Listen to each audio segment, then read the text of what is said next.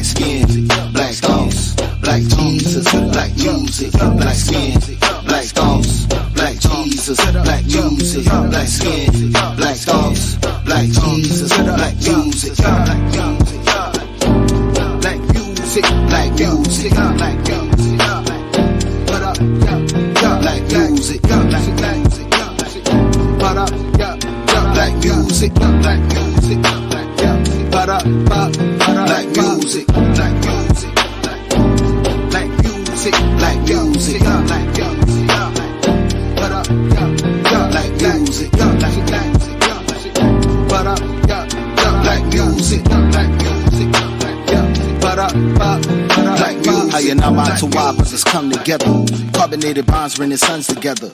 Black light shim down through Absalom. Scatter worldwide, but we one together.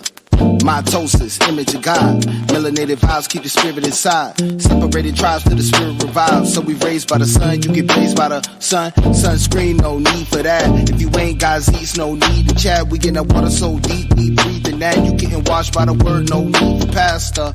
Bring back them sheep to pasture. Can't wait for the feast to happen. They bugged out from the trees they eat. Halakada wide road, man, we on the small street singing.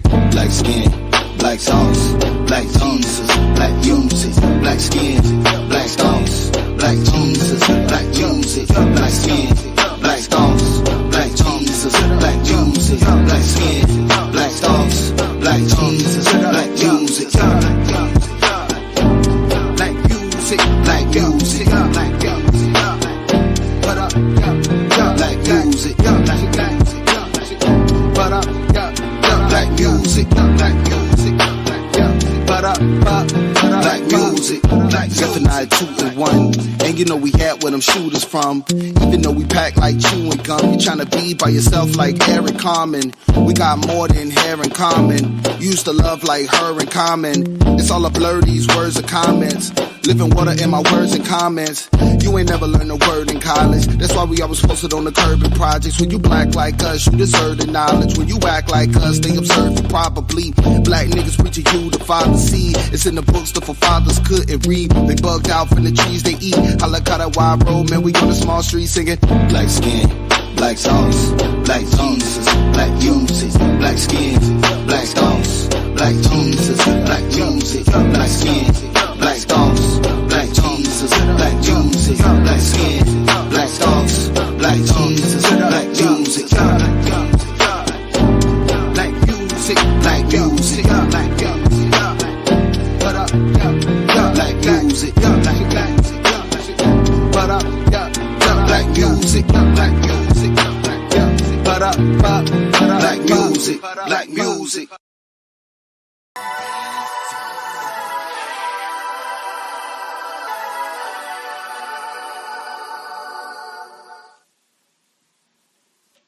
Bring a light to the dark. We posted up by the park. We got a couple of signs. We bringing people to God. We turn and pray to the east. We never bow to the beast. We bring a prayer to the Sabbath and bid the people to feast. We bringing light to the dark. We posted up by the park. We got a couple of signs. We bringing people to God. We turn and pray to the east. We never bow to the beast. We bring a prayer to the Sabbath and bid the people to feast. Judah a lion. In Bethel we learned to Zion when our father fell asleep on the rock. Now we consider wide awake when we don't sleep on the rock. So still be snoozing the stone the builders refusing. Came back around just to bruise him. I wonder who can get through to him. No one but the spirit. So I wrapped a couple letters in packages like a lyric. They distracted cause they heard we the actual people living. They counteract with conjecture. We battle axes and menaces.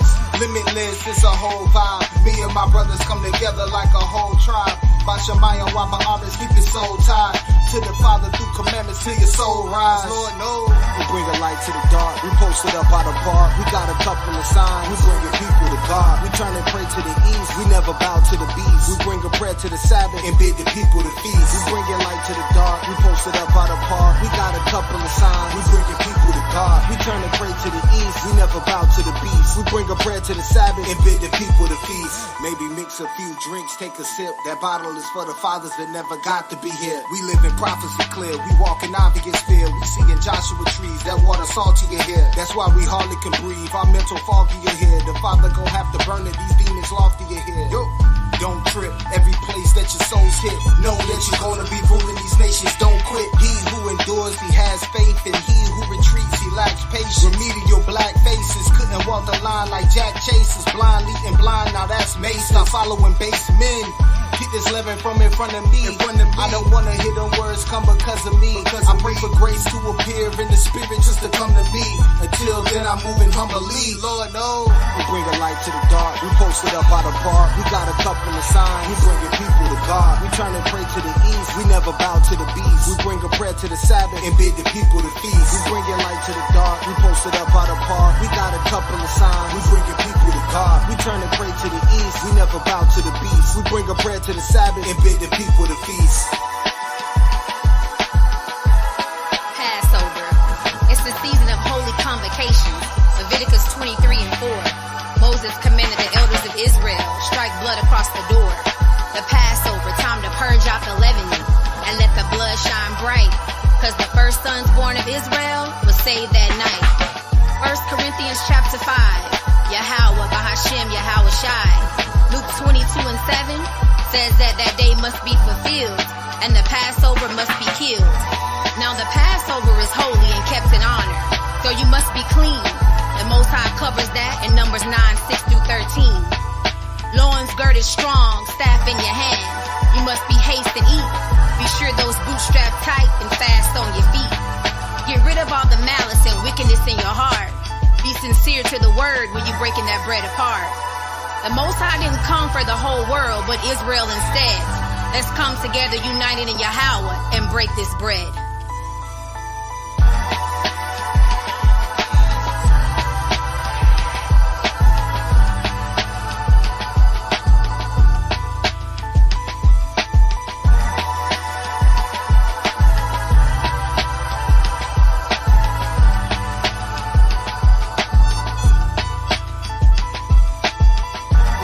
To the dark, we posted up out of park. We got a couple of signs. We bringing people to God. We turn and pray to the east. We never bow to the beast. We bring a prayer to the Sabbath and bid the people to feast. We bringing light to the dark. We posted up out of park. We got a couple of signs. We bringing people to God. We turn and pray to the east. We never bow to the beast. We bring a prayer to the Sabbath and bid the people to feast.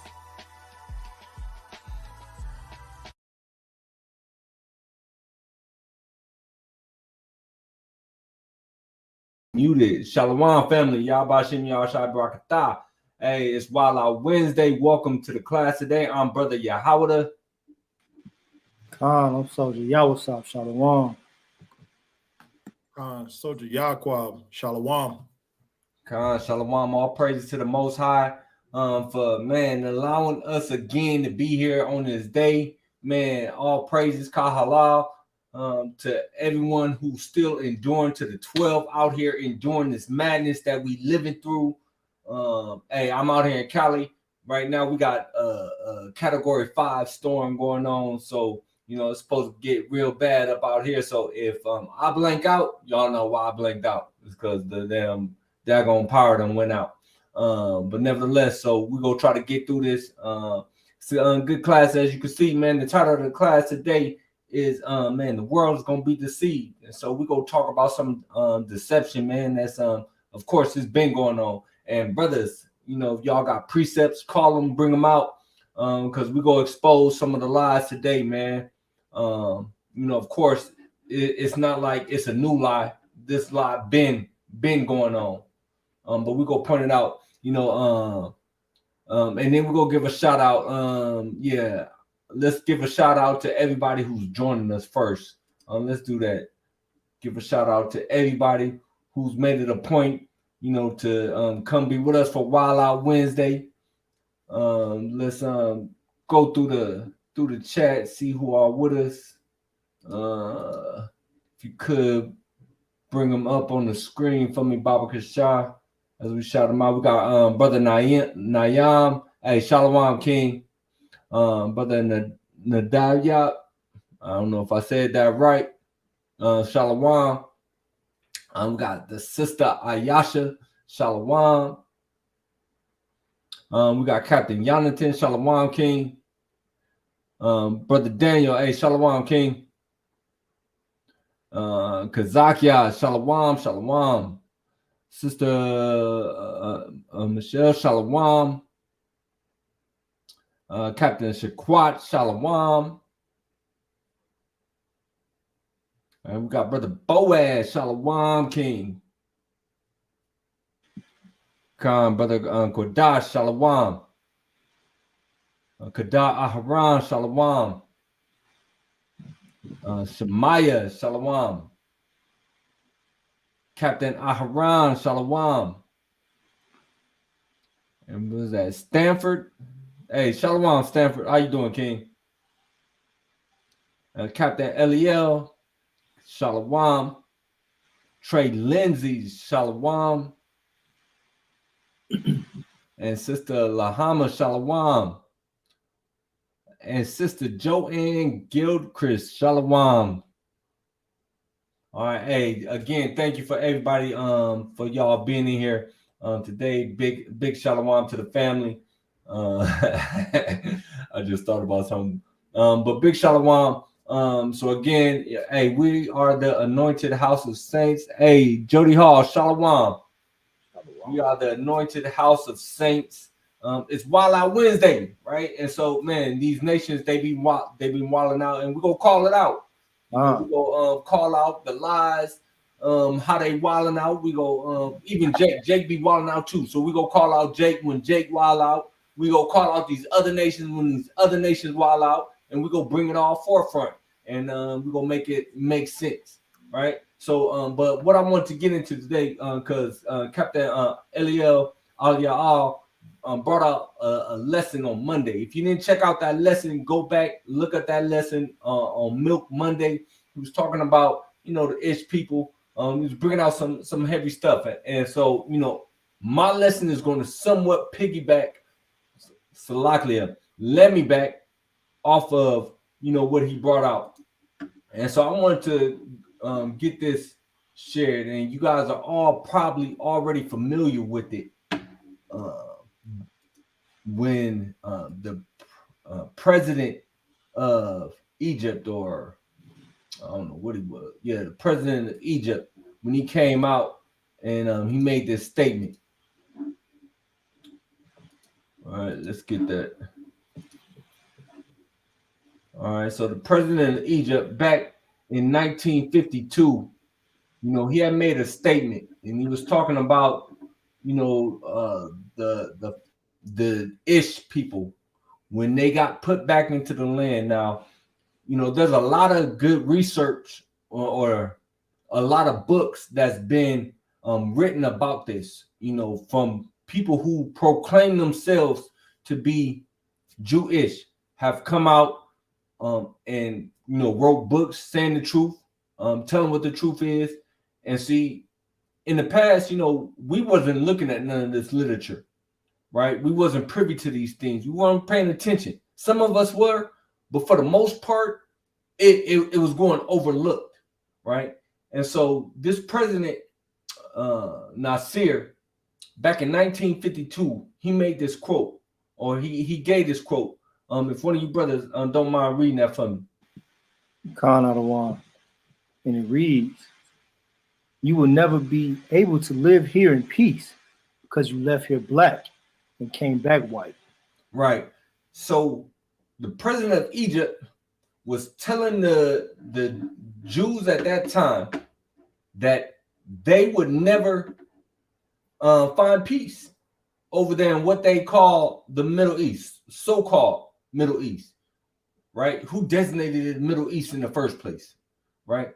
But the president of Egypt, again, said, hey, y'all are never going to find peace here because you left here black, but you came back white. So now this is like the biggest lie that's been told in all of the world, right? It's the biggest lie.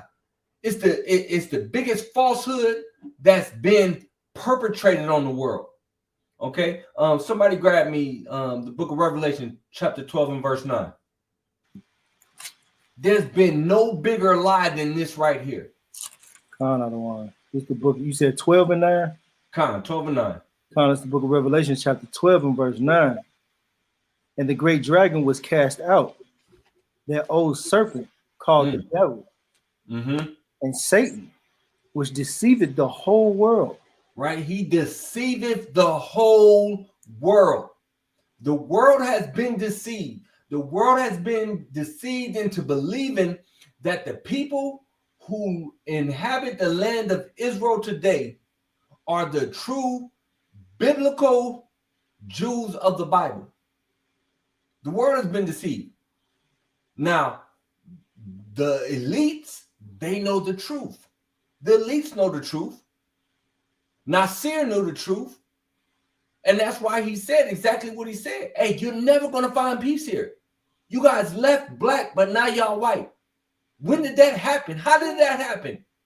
So we're going to look at a couple things today and get a better understanding, because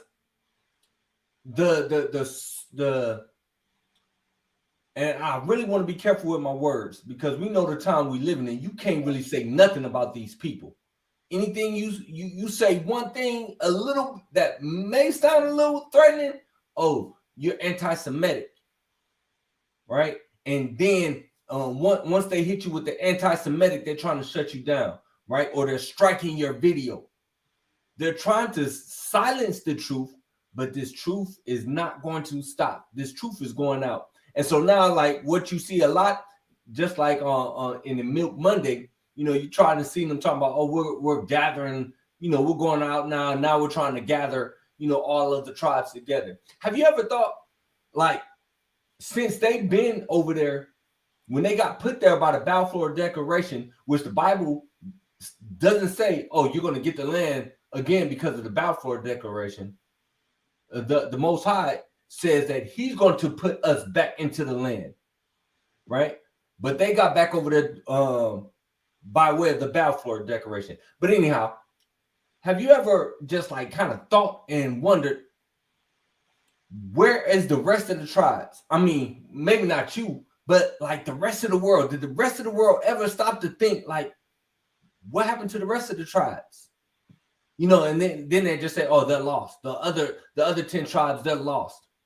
But whenever you speak about Israel, present day, you just talk about the Jews. That's it. No one mentions any of the other tribes. Oh, the Jews are going back home. You know, the Jews are back in their land. You know, and the Christians, especially the country that we're living in right now, this country really celebrates it, you know, and gets behind them, gives them millions and millions of dollars every year, billions. So luckily, not millions, they give them billions of dollars every year, right? To help maintain the lie. Because at the end of the day, this country knows the elites. I'm not gonna say this country because not everybody knows. In fact, what I want? Give me Jeremiah. Not everybody knows. I think it's 17 and 16. You know, the bottom, the people on the bottom, they don't know. It's the book of Jeremiah, chapter 17, verse 16. Verse 16, Salaki. As for me, I have not hastened from being a pastor to follow thee, neither have I desired the woeful day, Salaki. Thou knowest that which came out of my lips, which was right before thee. Okay, Salaki, that's not what I wanted. Give me 1 second. I gotta find it. Speak to the people for 1 second. Khan, I don't want, like I don't want to bring it out. I want to bring out this scripture too. While he looking for what he looking for. Hey, Yaquab, you get Revelations 2 and 9 from me, Baba Cashapp. Right? Because like he said, these people have deceived us, right? And America gives these people, what you say, billions of dollars every year? Billions of dollars. Right? While we on the bottom, right? Read that for me, Baba Cashapp. I think you're on mute, King. Khan, the water. This is the book of Revelation, chapter 2, verse 9. And I know thy works and tribulations and poverty. Khan, Salakia. So it's saying, I know thy works and thy tribulation and our poverty, right? how you go?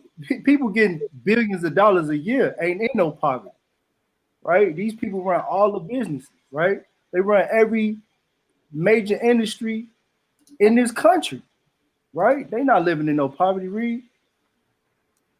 But thou art rich. Thou art rich. We rich because we the children of the Most High, right? We got the kingdom to look forward to, right? We got the wisdom, we got the knowledge and the understanding. Keep going. And I know the blasphemy of them which say they are Jews and are not. Right.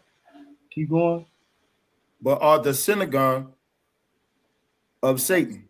Khan. And know the blasphemy of them who say that they Jews, who say that they us, right? Who get these billions of dollars worth of hush money, right? Who get aided in the land, right? Because they steady going, they getting warred and bombed on every other week, right? We don't get no aid, man. We down here on the bottom. We the real people that's down here on the bottom, man. Right. Con. All right, Con. Select grab Jeremiah 16 and 19. That's what I want. It's the book of Jeremiah, chapter 16 and verse 19, and it reads, "O Lord, my strength and my fortress." Select 16 and 9. My bad. 16 and 9. It's the book of Jeremiah, chapter 16 and verse number 9. "For thus saith the Lord of hosts, the God of Israel, behold, I will cause to cease out of this place in your eyes, and in your days, the voice of mirth and the voice of gladness, the voice of the bridegroom and the voice of the bride." You going? No, that's it. That's it. You can stop on that. What I want to do is I want to look at this map. That still ain't the precept I wanted, but we'll come back to it. But I want to bring up this map, right? This is an old map of Africa, right? A lot of you might have seen it, might be familiar with it. So in 70 AD, when the Romans left, or Salakia, when the Romans invaded Israel and Israel fled, right? It was prophesied. Yahushua prophesied. He said, "Hey, when you see Israel come past, he's like, flee to the mountains." Right. So our people, when the Romans came in, right, our people started to flee. You know, they started to flee. Most of them fled into Africa. They fled into Africa because they was familiar with Africa, or they blended in with Africa, right? And so when you look at this map right here, let me try to get that blown up a little bit. Can y'all see that? Let me zoom in.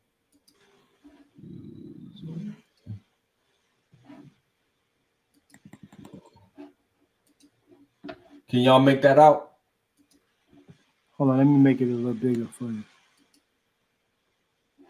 you. I can see it. I can see it a little bit. Yeah, calm. Okay. All right. What's that say right there? Negro land. All right, Negro land. So now if you guys have a Zondervan compact dictionary, in your Zondervan compact dictionary, if you look up the word ham, definitely, get you a Zondervan compact dictionary. But in that dictionary, if you look up the word Ham, it'll tell you that Ham is the father of the dark races. Says the Canaanites, the Egyptians, the Libyans, right? Says the Ham is the father of the dark races, but not the Negroes, right? But now when you look at this map right here, all right, you got everything labeled out, and then right here in the middle, you got Negro land. All right. So now if Ham is the father of all the dark races, who are these people that was in Negro land? Why is this called Negro land? Now, if you zoom in, you can see right here. No, it's not right there. It says Kingdom of Judah, and I'm trying to get that zoomed in more, but I don't think it's gonna let me. Yeah, it's not gonna let me. But it says Kingdom of Judah.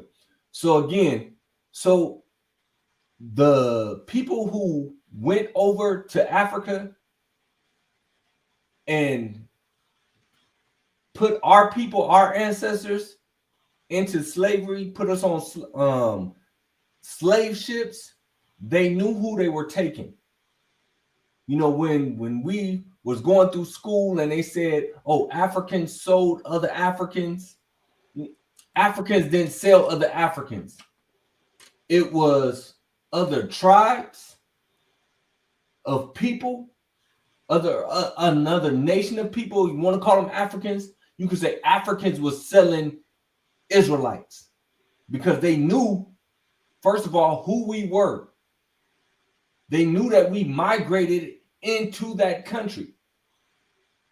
Right? Now, I'm going to show you something else. Let me stop sharing this. Grab Jeremiah 17:4. Con. This is Jeremiah 17:4. And thou even thyself shall discontinue for thy heritage that I gave thee. And I will cause thy to serve thy enemies in the land which thou knowest not. Right. So now the Amalek has never discontinued from his heritage. He's never been a slave in another land. He's never served his enemies. In fact, there's another book is that you can get. I'll post it in a minute, but it's another Jewish man who writes the book, and he talks about World War I. He talks about World War II. He talks about how the Jewish were actually funding both sides of the war, right? They actually funded it. So when you look into the history and you look at things like the Rothschilds, right, and you look at how Rothschild sent his sons out to each part of Europe to establish a bank there, right? They control the banking systems. That's why, like J.P. Morgan is run by them, right? The Bible says that we would not borrow, right? I mean, not lend, right? So we're not lending money to nobody. We're borrowing. We have to go to somebody else to be able to get money, to be able to get housing, to be able to own a house, to be able to take out a loan for a house. We have to go to another nation for that, right? That's not them. They don't fit any of these curses, but they try to insert themselves in. They try to put themselves in there when they talk about, oh, well, we went through the Holocaust. Okay? But the truth is that their top rabbis, the ones that they look to, the ones that they learn from, they actually know the truth. And when you look at old writings from their top sages, it says it. Now, I just brought out how the Compact Zondervan Dictionary said that Ham was the father of the dark races, but not the Negroes. Showed you that in Africa, there's a piece of the land that they call Negro land. So now, who are the Negroes that Ham is not the father of? And we say this all the time, right? We're called Negroes. When we was brought over here to this continent as slaves, they called us Negroes. No Negroes allowed, no colors allowed. They called us Negroes. So if we don't come from Ham, then who do we come from? Now, I want to show you this also. This is one of their sages that says this. Hold on. Share screen. All right. So now, if you go to this website, and I want you guys to, you can go through, look at it on your own. It's called Safaria, right? This is one of their websites that they use. In fact, I'm going to back up, right? So at this website, you can look at, they got the Tanakh, they got the Mishnah, they got the Talmud, they got the Midrash, You know, they got all this stuff, Jewish thought. You want to do some research and see how your enemy thinks, learn about your enemy, this is a great site to go to. So this is the safaria.org. All right, you're going to look up Pikri, the Rabbi Eliezer. Now look, composed the Talmudic Israel Babylon. This is 630 or 1030 common era. All right, 1030 common era. So now look, I want you to look at what this man writes. Go to chapter 24.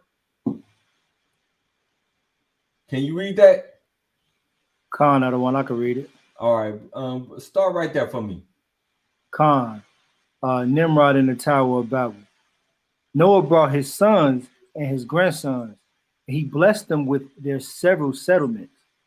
And he gave them as inheritance all the earth. He especially blessed Shem and his sons, making them dark but comely. Making them what? Dark but comely. Making them dark but comely. Grab the Song of Solomon, 1 and 5.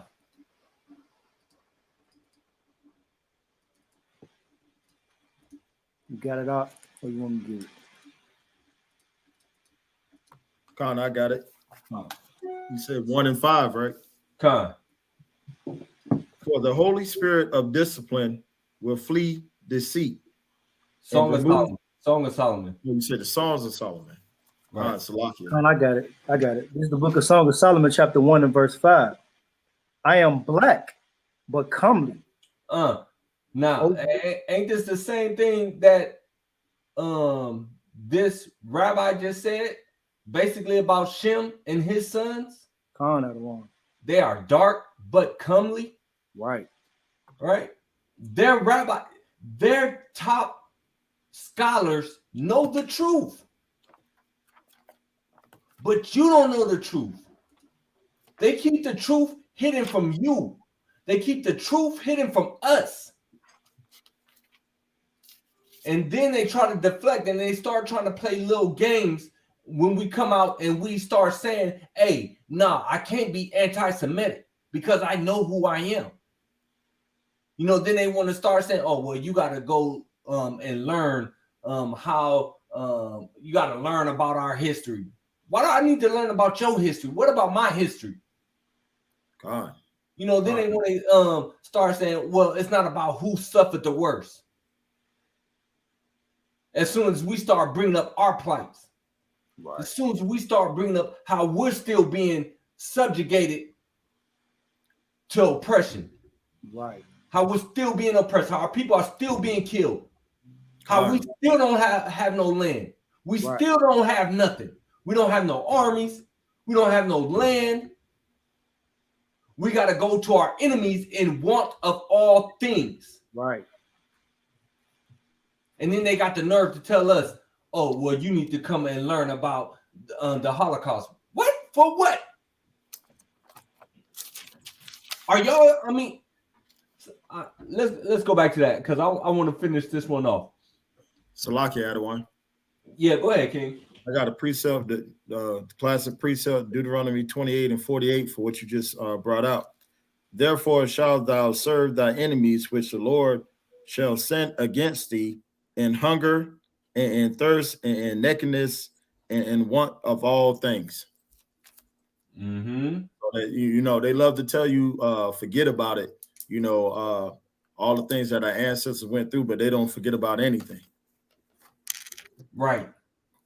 Right. And you know, what's funny is I was just looking at the TikTok on our channel, and somebody got in the comments saying something to that extent, like, oh, you know, that was a long time ago, or forget about it, this, that, and the third. That's what they always want to do. Anytime it comes to us, and you know why they do that? Because they still feel guilty about it overall, right? They always want to say, oh, forget about it. You know, it was a long time ago. No, you know, it wasn't that long ago. When we can go and we can look at when the civil rights movement started, right? Then right after the civil rights, we see the crack epidemic, heroin, right? We see how the CIA was bringing dope into the hoods, getting our people strung out on dope, right? This country has totally destroyed the so-called black family. Right. They take no accountability for nothing that they did. I can pull up photos right now of the civil rights era, which was only at most 70 years ago, 60 years ago, civil rights era. And you can see sisters and children being sprayed with fire hoses. Having dogs sicked on them.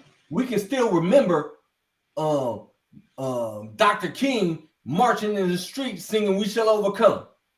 Right. That's not that long ago, but they want to tell us to forget about it. I don't want. All right, you guys don't have to. You guys aren't going through that anymore. Slavery was such a long time ago. Not knowing that we're still the cycle, the traumatic effects that slavery had on our people, how it has altered our DNA. You can look at scientific studies that'll show you that really traumatic circumstances or really traumatic experiences, really traumatic experiences get passed on through the DNA. So now if you had 150 years of chattel slavery, of women watching their husbands being hung from trees, being tied to horses and being pulled apart by horses, you are women being experimented on by doctors without anesthesia because they say that they're tough enough that they can take it, that they can deal with it. All this trauma is being passed on through the blood of our people.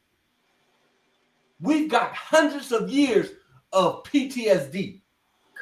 Today, in the streets, in the ghettos, if you grew up in projects, you grew up in an impoverished area, you're used to hearing gunshots, you're used to seeing your friends get killed, you're used to going to funerals.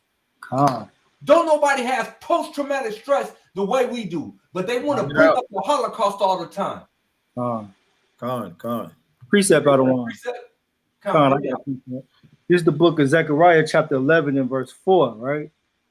And it just to go into the point of what the Adonai is saying, and it reads, "Thus saith the Lord, my God, feed the flock of the slaughter, whose possessors slay them and hold themselves not guilty." Right? We have it's crazy to me how much they've deceived the world to believe that they're the real Jews, because the Holocaust only lasted what like 7 years? How long? Not even 7 years. I think maybe 4 years. It's like 4 years, and them people got held accountable immediately. Right. Immediately. But here we is getting knees on our neck in 2021. Come on. Getting shot down. I'm sure somebody got shot down last. Like, it's people getting shot. People can't even sit in their own crib. People can't lay in their own bed in the middle of the night, hear a bump in the night, jump up, grab their pistol to protect themselves, and without getting shot down by the police because they in the wrong damn apartment. Right. That part. And then hold themselves blameless too. And then hold themselves blameless. That part. Right? It's crazy. I'm gonna finish this out, right? And they that sell them say, "Blessed be the Lord, for I am rich." And their own shepherds pity them not. And our own people don't even pity them. They feel like that the Most High don't have no pity on us because they getting away with what they doing. But y'all gonna get that payback for that. Oh yeah. Right? They're getting double. They're getting double. But I'm gonna finish this off. It said, he said, "He especially blessed Shem and his sons, making them dark but comely, and he gave them the habitable earth.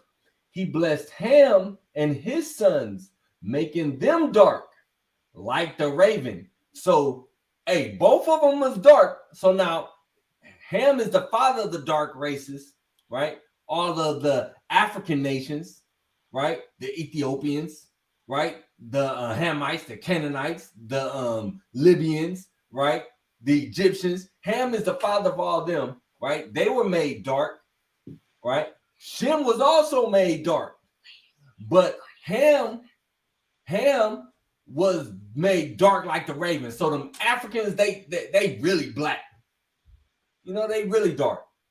And of course, you can see that there's a difference between us and the Africans. Between the some of them African nations, the Kenyans, right? Nigerians and Yeah, you can see that there's a difference between us. right. But both of them was made dark. So now again, the Egyptian president said, "Hey, you left here black, but you came back white." Right. And all throughout the Bible, it gives you color. It lets you know, right? Song of Solomon said, "I am black, but I am comely." Right? Get the book of Job 30 and 30 from me. Baba Cashapp.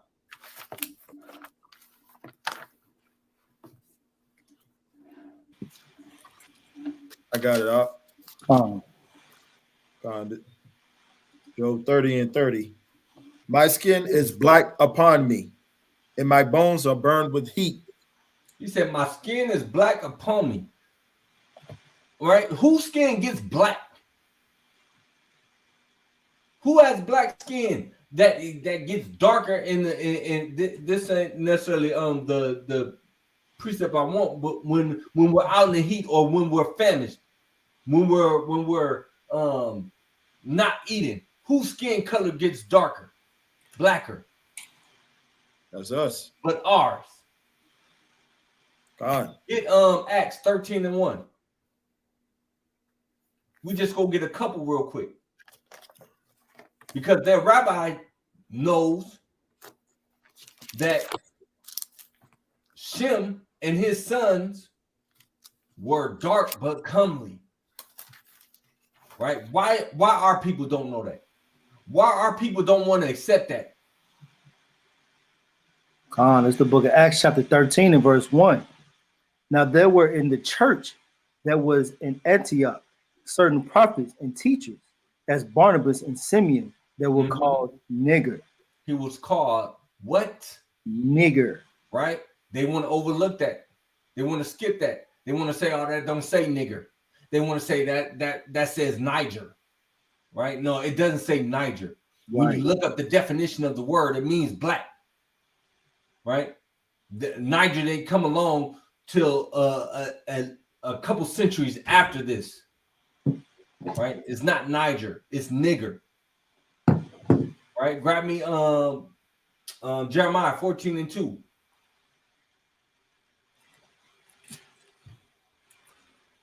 Because Shem and his sons were dark but comely. I got it out. Right? Bring it out. This is the book of Jeremiah, chapter 14, verse 2. Judah mourneth, and the gates thereof languish. They are black unto the ground. Judah is black unto the ground. Right? In the book of Song of Solomon, he said, "I am black but comely." Right? The tribe of Judah is melanated people. So who are these imposters that's over there in our land right now? Right. The ones who the president of Egypt said, "Y'all left black but came back white." Who are they? Right? Grab me the book of Revelation 13. Revelation 13 and 13. Because again, the world has been deceived. You've been deceived. You've been rocked to sleep. You've been made to believe that you're an African American, that you're a Negro, that you're black, that you're colored, that you're everything but what the Most High called you. You've been led to believe that. Right? The entire world has been led to believe that. All right? Read that for me. You got it, bro? Revelation 13:13. No, 13 and 13. Con. And he doeth great wonders, so that he maketh fire come down from heaven on the earth in the sight of men. Mm-hmm. And he deceiveth them that dwell on the earth by the means of those miracles which he had power to do so in the sight of the beast. Right. You can stop right there. So again, we already know that the world was going to be deceived. All right. This is the beast. He's going out there, he's deceiving people. People are deceived. This world is deceived. Right? When they see us out teaching that you're not the people, you're not the Jews, because they're deceived. Right? The entire world is deceived. Now, the question that really I'm going to really want to get into and expose is the fact of how they say you are determined to be a Jew, right? What makes you a Jew? So according to them, now you are determined to be a Jew based on your mother. Okay, now we know that that's not biblical. We know that that's not biblical at all. Now watch this. I'm going to share this. Let me get this up here. I want to show y'all what they say.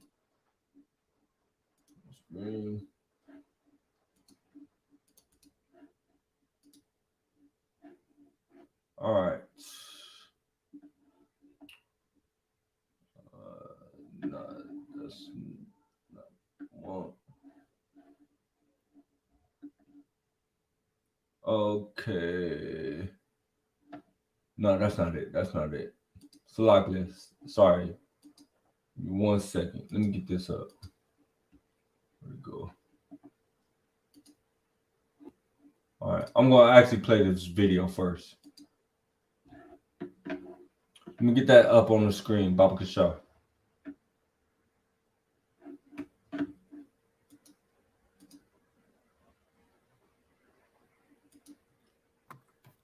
Salaki had one. Yeah, King. While you're searching for that, I could bring a precept for what you just said. It's Numbers 1 and 18. Mm-hmm. And they assemble all the congregation together on the first day of the second month, and they declare their pedigrees after their families by the house of their fathers. So that's basically telling you that's wrong what they're saying about giving the pedigree of their family by their mothers, when it's clearly stating in Numbers that the pedigree comes from your father. Right, exactly. Yeah. Exactly. How are you? So now watch. Hey, can I get that on the screen? Which one?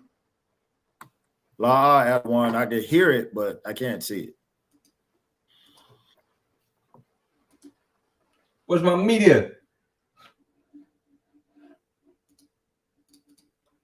You know, fell asleep.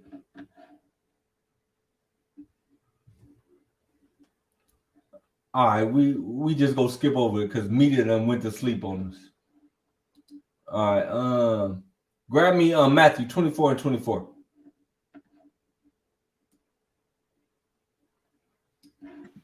It's the book of Matthew, chapter 24 and verse 24, and it reads, For there shall arise false Christs and false prophets, and shall show great signs and wonders, insomuch that, if it were possible, they shall deceive the very elect. All right, so now the world is deceived, right? But the elect is not going to be deceived. That's why we are here right now, right? Because the Most High has chosen us, right? We are the elect. The elect is the saints. The elect is the children of Israel, right? The Most High has allowed us to wake up, and we're not going to be deceived by the deception that's being pulled over the entire world. The entire world believes that the people that's over there right now, that they're the true people. We know the truth. And that's why they want to keep us quiet. That's why they want to hush us up. Right? Give me Luke 21 and 24. Luke 21 and 24. Bob Cashapp.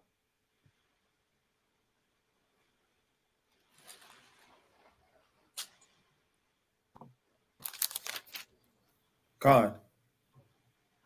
And they shall fall by the edge of the sword, and shall be led away captive into all nations. And Jerusalem shall be trodden down of the Gentiles until the times of the Gentiles be fulfilled.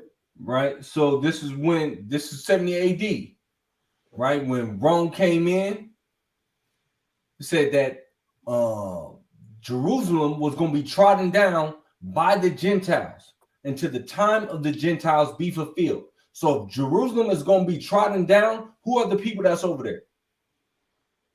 How can they be the people if Jerusalem is going to be trodden down by the Gentiles until the time of the Gentiles be fulfilled? What does that mean? Right? Somebody put up in the chat what it means for the time of the Gentiles be fulfilled.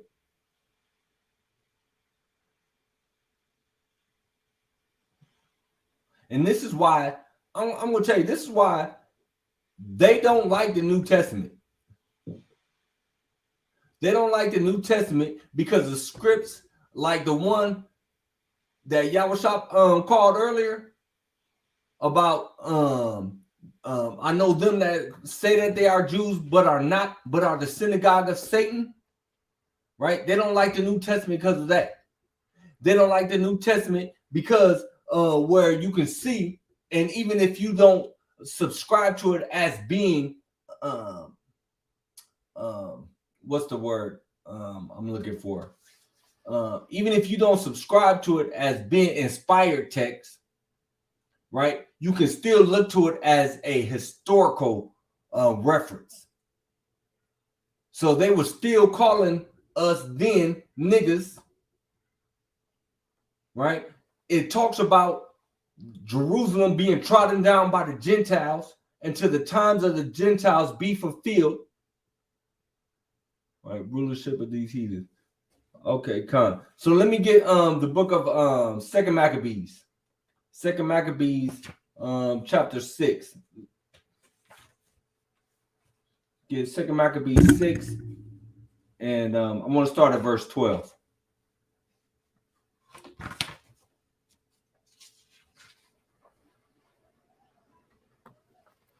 God, the one.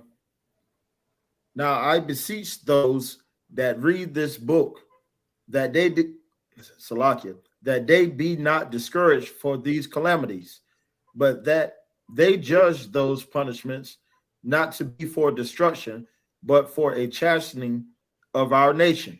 Right. So everything that we going through, right, the captivities, the slavery, right, our people being shot down in these streets, all the punishment that's come upon us, he said that we don't look at it or that we don't be discouraged by the calamities, right? Because it's not for our destruction, but it's for a chastening, right? It's to get our mind right. Hey, the Most High, he's giving us a whooping. Like, man, I loved you. I loved you out of all these other nations, right? So he's giving us a whooping. He's making us turn back to him. All right, read the next verse. For it is a token of his great goodness, when wicked doers are not suffered any long time before with punishment. Punish. Con. Read verse 14. For not as with other nations, the Lord patiently forbeareth to punish till they become to the fullness of their sins, so dealeth he with us. All right, so what's that saying? Right? He's saying, yo, again, when we see the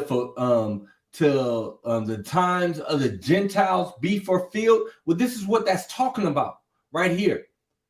Until they come to the fullness of their sins, right? Till that cup is filled up. Till that cup is filled up and it's starting to run over now, they go get theirs. See, the Most High, he deals with us right away. Say, oh, you get out of line, you go get it. You got out of line, let me bust your head. Get back right. Right? The fulfillment of the Gentiles is them getting that cup all the way filled up, right? And then once that cup is filled, once their sins have reached the top, right, then the Most High is going to deal with them, right? Then Yahushua is coming back. Then Yahushua is going to judge the nations. Read verse 15. Verse 15.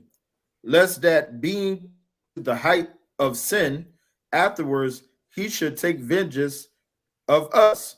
Right? He's going to take that vengeance of us for everything that they done to us. Everything that our people done went through.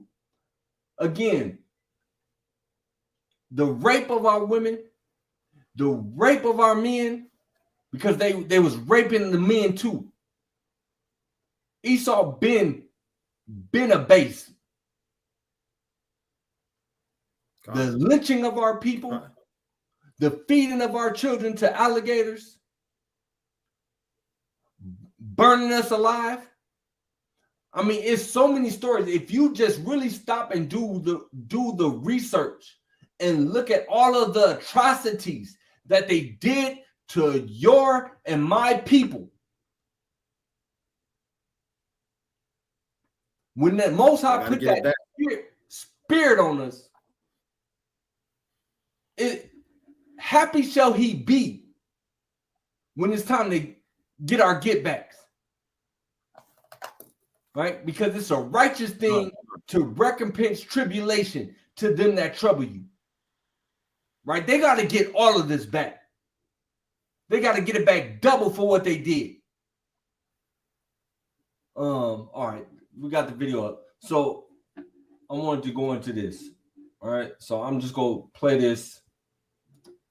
Historical issues and can y'all hear that? The philosophical and religious and indeed sociological and psychological issues to people who are so the question that we really have is, when did the matrilineal status become effective, or when did it become the norm?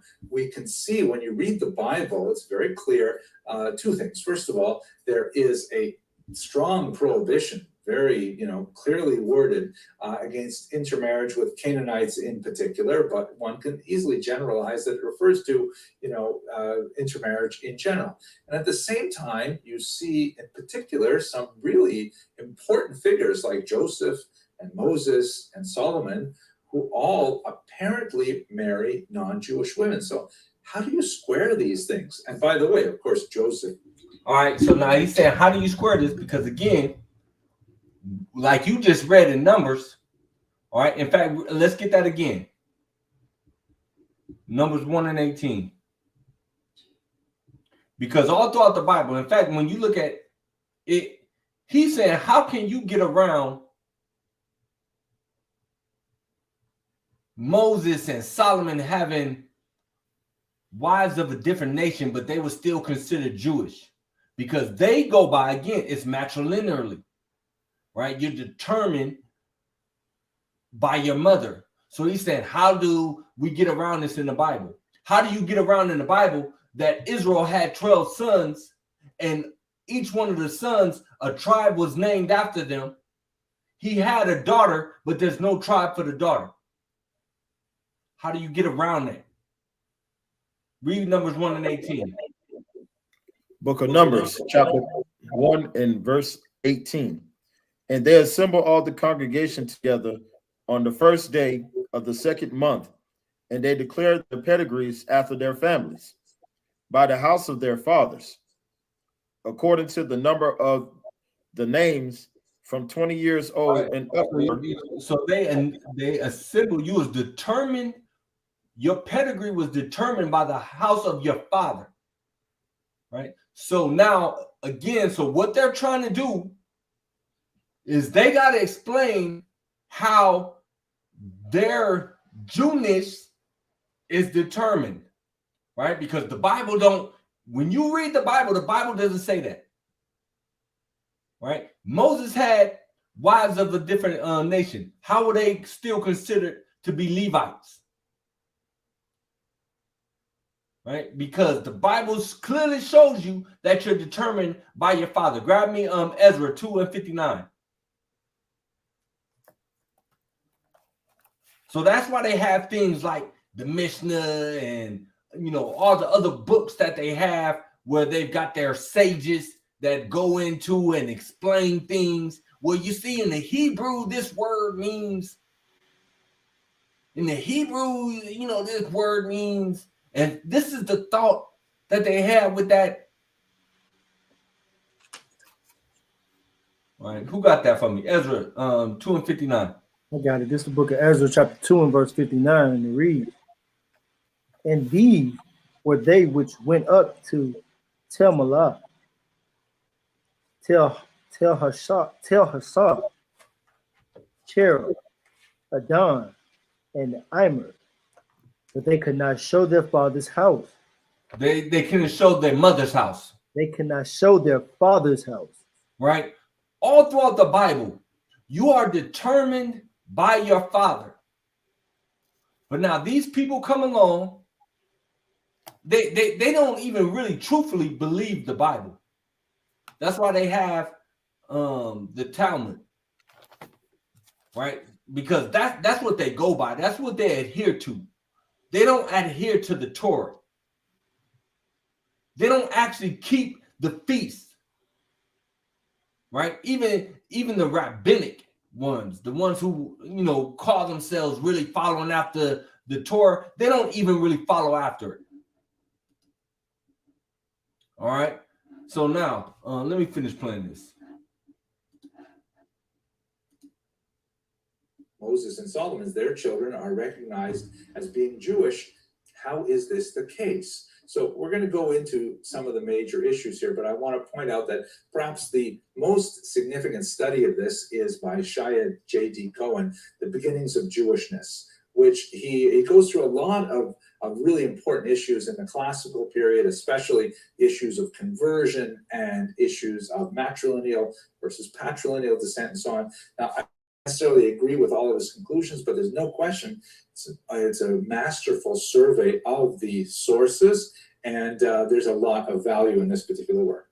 So trying to square this conundrum of, on the one hand, we have this long-standing practice of matrilineal descent, and on the other hand, we have these biblical examples that seem to contradict it. There are three It does contradict it.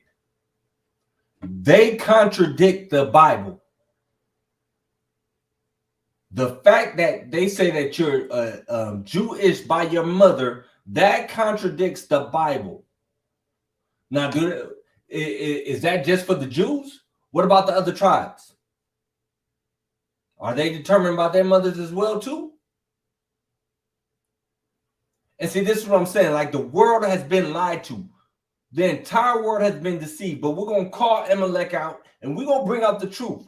And we're going to continue to wake our people up to the lies that this devil has been telling the entire world.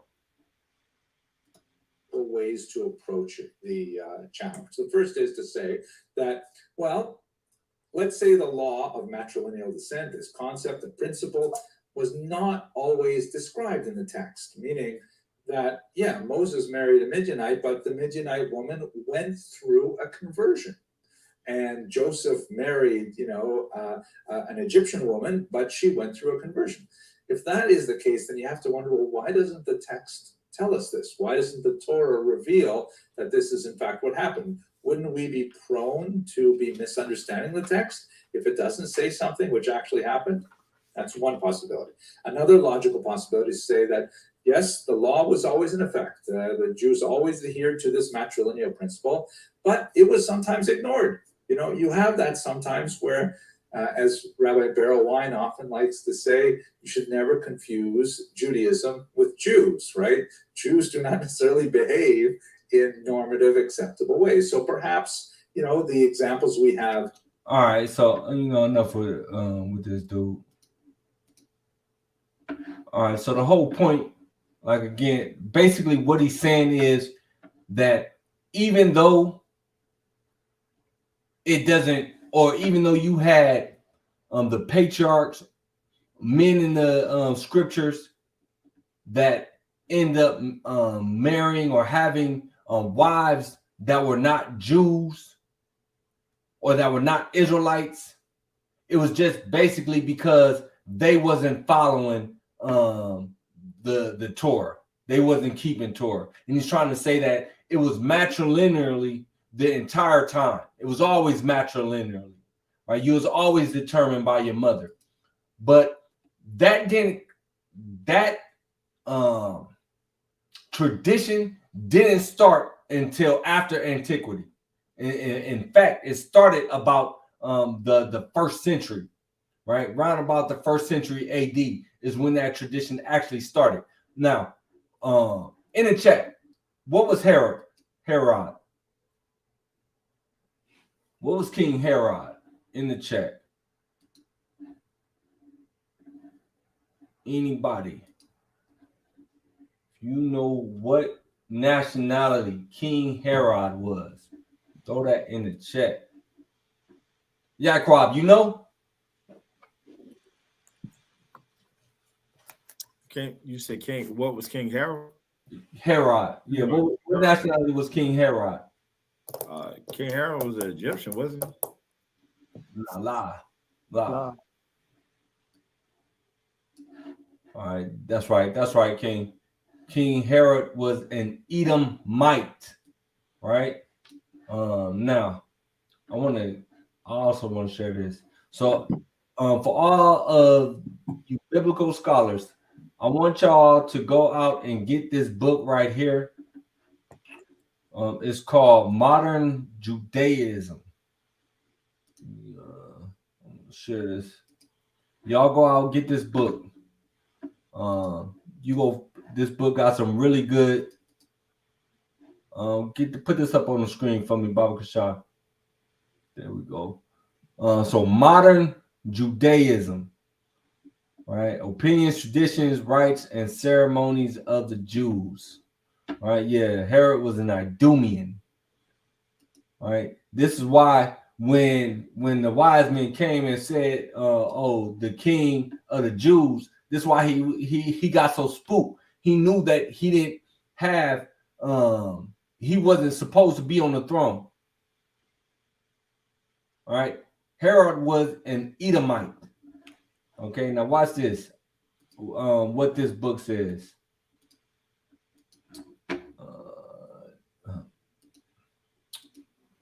Give me one sec.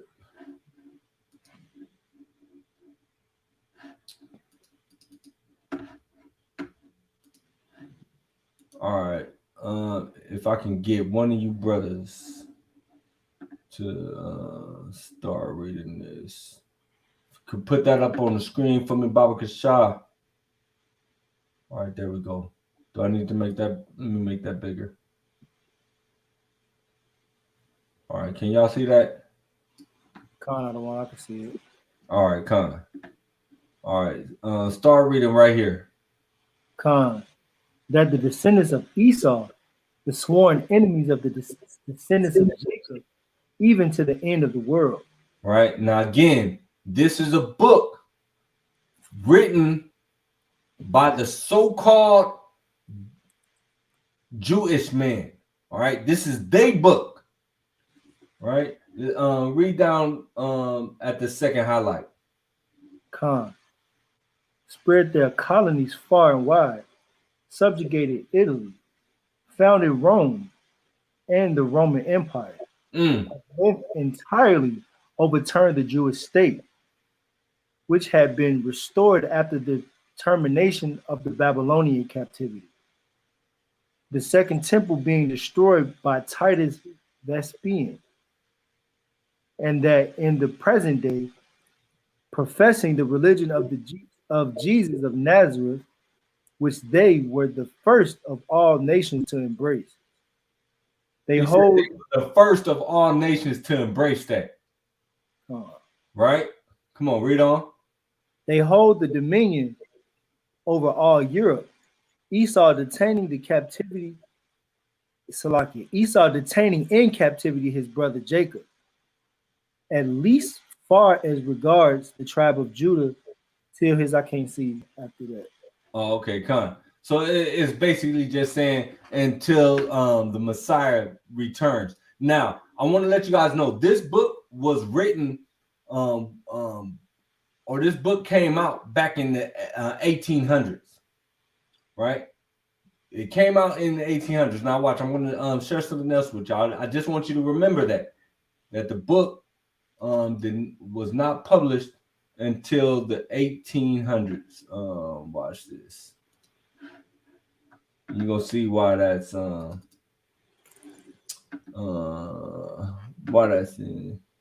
important. Just it. I don't think I got it. That's all right. We'll just bring this, because it said that he still has them in captivity until this day. Right. Who was in captivity at that time? We were. Oh. All right. Let's get that on the screen.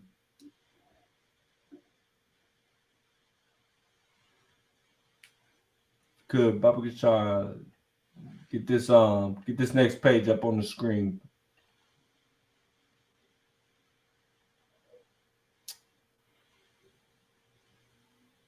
There we go. All right. Let me. Can you read that? At the top, right?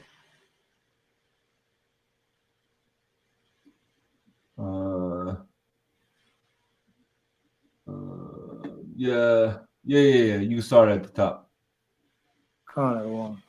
Not yet received their full accomplishment. Oh, for that though. Say it again. Oh, keep going. For that though the house of Esau has experienced some particular judgments of God on account of the injuries at different periods of time inflicted upon Israel, yet the final vengeance on account of all that last and greatest injury, the destruction of the second temple by Titus, and the transportation of the Jews into captivity, in which they were still, which they are still. Right, that's it. That's the point that I wanted to get. All right, now again, this book did not come out until the 1800s. Right. He said the transportation of the Jews into captivity, in which they are still. We were still in captivity. Right. So again, the whole point is that these people know that we are the true Israelites. We are the true chosen people. Right? They cannot get past this. I don't care how they try to come out and say, "Oh, you're goy, you're goyim." They speak rudely. You know, the video, y'all seen the video that Adawan just played. You know, where you got this convert, and again, he knows he's a convert. He doesn't even profess to be one born of him. He says he's a convert, and yet he has the nerve to call us goy. Right? Homeboy, why don't you all study? And this is why he wanted to say, oh, they're what did he say? Mental midgets? Nah, partner, we read.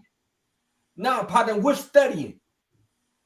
Nah, partner, we understand what the history books actually say. You know, again, we're not just niggas out on the corner anymore. Hey, y'all seen Menace to Society? Hey, y'all remember the description Kane said about O-Dog? He said, hey, it's America's worst nightmare. You know, that's what we are. We are this country's worst nightmare. Man, niggas with attitudes who know who we are, who's turning back to keeping the laws, statutes, commandments of the Most High. Like J. Edgar Hoover said, the biggest threat to America, he said, is Negro unity. It's Hebrew unity. It's Israelite unity. That's the biggest threat to America. Somebody grab me Habakkuk 2:12. We are the biggest threat to this society. And there's nothing they can do about it. It's the book of Habakkuk, chapter 2 and verse 12. Woe to him that buildeth a town with blood. Destruction to him that buildeth a town with blood. This entire country was built on blood.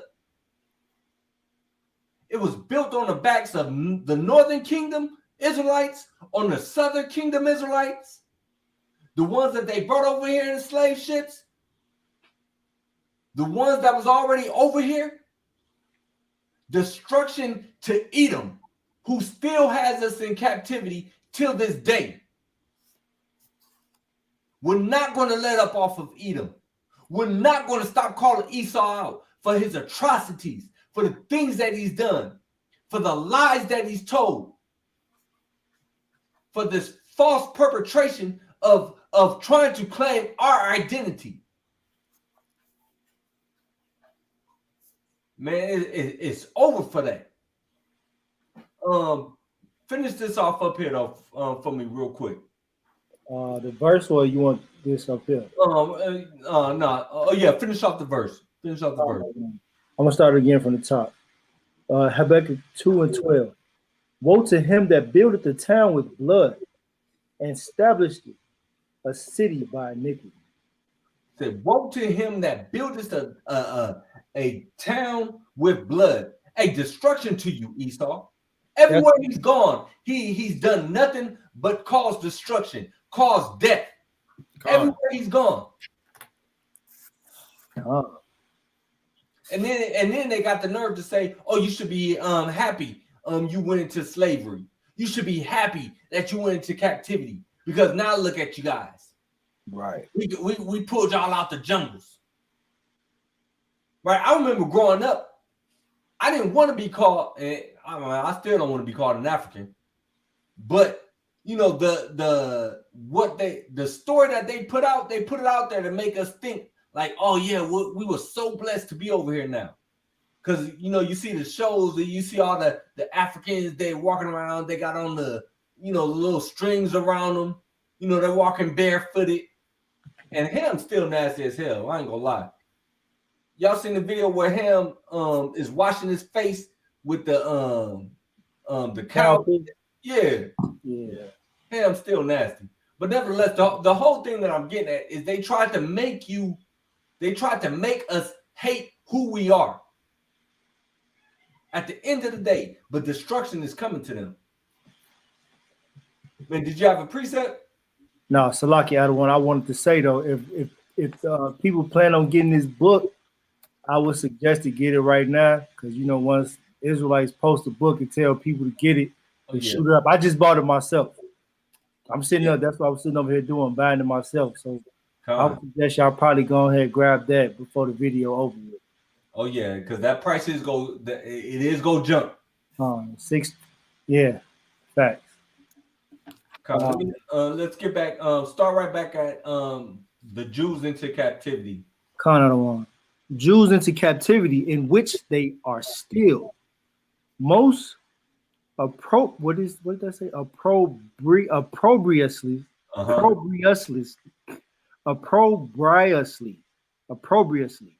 golly, detained. That word kicked my butt. And yet impending over it, to be executed in the time of the Messiah. That this is foretold by the prophets in all their denunciations. In fact, grab Luke. Grab Luke 1:67.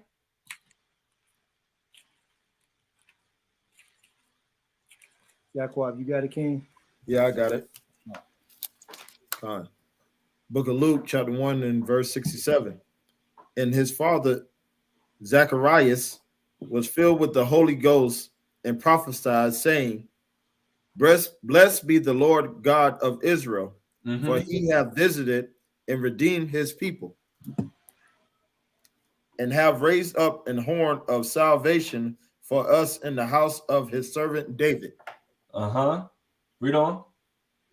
As he spake by the mouth of his holy prophets, which which have been since the world began, that we should be saved from our enemies and from the hand of all that hate us. Right, that we should be saved from our enemies and from the hand of all that hate us. Right, you know, it's crazy. I was watching this video. Christian guy was talking about, you know, oh yeah, the Jews, and you know they're hated, and you know there's only like, I think he said maybe like 12 million of them in the world. You know, they're such a small nation, and you know they've got all these other nations around them, and it's, you know, 8 billion people in the earth, but the Most High saved his people. And so, you know, I jump off in the chat and I'm like, ain't they supposed to be like the sand of the sea? Right. That don't fulfill prophecy. Right. All right. They not supposed to be able to be numbered. Right. But you saying, oh, it's only 12 million of them. So obviously something ain't right. Something ain't jiving. Somebody lying. Somebody lying. Right? Adam, one. Aren't the Jews supposed to be scattered to the four corners, right? The four corners. So they all gathered in one place, though, right? In fact, yo, let's give me Isaiah. I'm glad that you just said that. Isaiah 11. Give me the book of Isaiah, chapter 11. The book of Isaiah, chapter 11, and should be 11 and 11. Yeah, Con, 11 and 11. Con is the book of Isaiah, chapter 11 and 11, and it reads, "And it shall come to pass in that day that the Lord shall set his hand again the second time to recover the remnant of his people, which shall be left from Assyria, and from Egypt, and from Pathros, and from Cush, and from Elam, and from Shinar, and from Hamath, and from the islands of the sea." Verse 12, "And he shall set up an ensign for the nations, and shall assemble the outcasts of Israel, and gather together the dispersed of Judah from the four corners of the earth." Right? He's going to gather. It said the Most High is going to set his hand again. He's gathering us. Who gathered them? How did they get over there? That was a planned event for them to get back over to that land. Right. It began with World War I. They was plotting since World War I to get put back over into that land. But the Bible says that the Most High is going to be the one that sets his hand the second time to gather us from the four corners. So we're scattered. We're still scattered. What did Luke 21 say? Luke 21 said, "Jerusalem shall be trodden down by the Gentiles until the fulfillment of the Gentiles." They're not supposed to be over there in that land. When the true people get over into the land, it's supposed to be peace. Why is there no peace? It's been nothing but war since they've been over there. Nasir said, hey, it will never be peace. Y'all crackers left black, but now y'all white. Right. Let's finish this off in this book. Hey, Salakia, I don't want real quick. Yeah, go ahead. I was at camp one time, right? And I heard one of them fake ones say the reason that they turned white is because they was pushed up into Russia. Wow. Madness. That's straight, man. No, yeah, they got pushed up there and they lost their melanin. Wow. It was cold. Madness. I'm thinking so damn bad. Right. Say anything. Let me see. That is foretold. Yeah. All right, Khan. That this is foretold by the prophets and all their denunciations of the severest plagues against the house of Esau, the cities of Edom, and Mount Seir, which all belong to Rome. Wow. And the Christians. and that the fate of Christians at that time would be far more dreadful than that of the Mahometans. Watch this. I want you to go in a few minutes now. Great. Yeah. Read that. The slaughter of the Turks. The slaughter of the Turks in the future battle would not be so great as that of the Christians. For many of the Turks will escape, according to Isaiah. Golly, I don't know what that is. The 66. It's 66, Isaiah 66 and 19. But of the Christians, Obadiah said, there shall not be any remaining of the house of Esau. He said, but of the Christians, right? Let's grab that. Obadiah 1 and 18. He calls them Christians. Right. All right, but who is this talking about?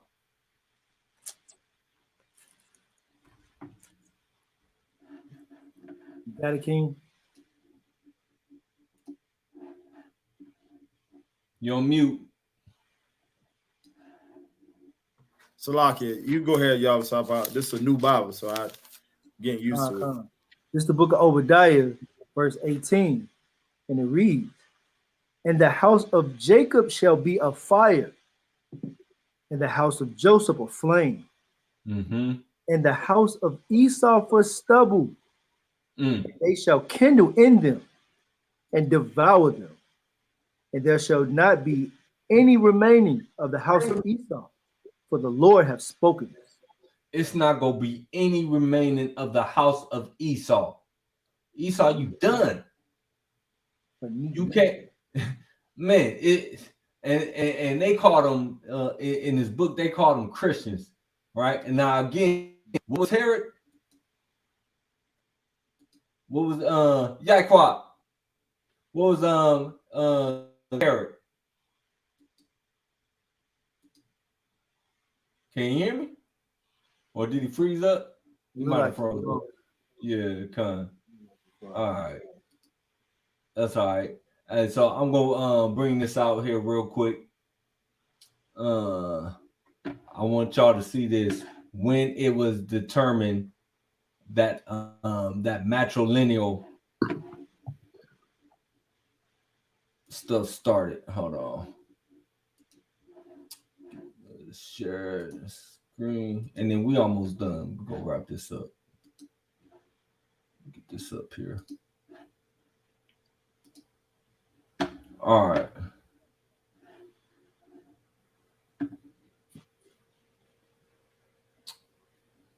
Okay. Let me get you. Let me see if I can get this blown up.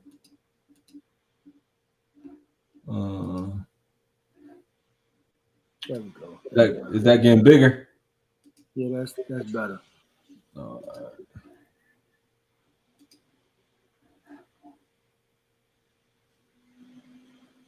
All right. Let's start right here. The tradition. The tradition of matrilineal descent dates back at least to late antiquity. While rabbinic Judaism embraced matrilineage, matrilineal descent is not entirely known. I'm going to tell you why they say it's not entirely known. I'm going to tell you why it is known, because that was how they can get away with calling themselves Jews. Right. They say, okay, well, it's determined by the mother. That's where you get your Jews from, your Jewishness from. Because Jake was still wilding out. Jake still wanted to go and take people of the other nations. Right? And so now they start saying, oh, okay, yeah. You're determined by your mother. But let's finish that. The often repeated, though not necessarily true, reasons given is that the identity of the mother is always certain. Now, what? Okay, but not of the father. So they Alternatively, right? They trying to say, like, oh well, we always know who the mother is, but the father, we might not know who the father is. But you know what? It's kind of crazy to me though. When I think about that, grab me Deuteronomy 28. Let's go to that curse. And to be real, I mean, this might have some authenticity to it. Why they say that the identity of the mother is always known, but is not always known about the father. right. Con, what Salakia, what verse you want? Deuteronomy 28 and 54. 54. Con. So that the man that is tender among you and very delicate, his eyes shall be evil toward his brother, and toward the wife of his bosom, and toward the remnant of his children, which he shall leave. Right, so he's leaving. So Pops is, he cutting out, he dipping out. Now we always bring this out when we at camp, right, to show our people the curses. Talking about, did you go up with your father? Was your daddy in the household? I know my daddy wasn't in the household. We be out at camp saying this all the time, talking to brothers. Hey, brother, did you go up with your father in the house? Nope. Did you know who your daddy was? I never met him. So when they say like, they say the often repeated, though not necessarily true reason given, is that the identity of the mother is always certain, because the mother's always is there, but not the father, because the father done dipped out, right? The father done left. So, but that would fit the curses. Facts. Right? But now still, you can't say, oh, well, you use a Jew because we know who your mother is, right? That's not what the Bible told us how we was going to be able to identify each other, or how we was going to be able to identify ourselves. Jump back. Yeah, go ahead. I want to bring this out, right? Because the audacity of these heathens could change anything, right? Mm-hmm. This is the book of Malachi, the classic, right? Chapter 3 and verse 6.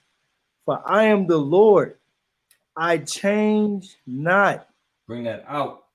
Therefore, ye sons of Jacob are not consumed. What gave you who gave you the authority to come and change anything that the Most High said is going to be done a certain way?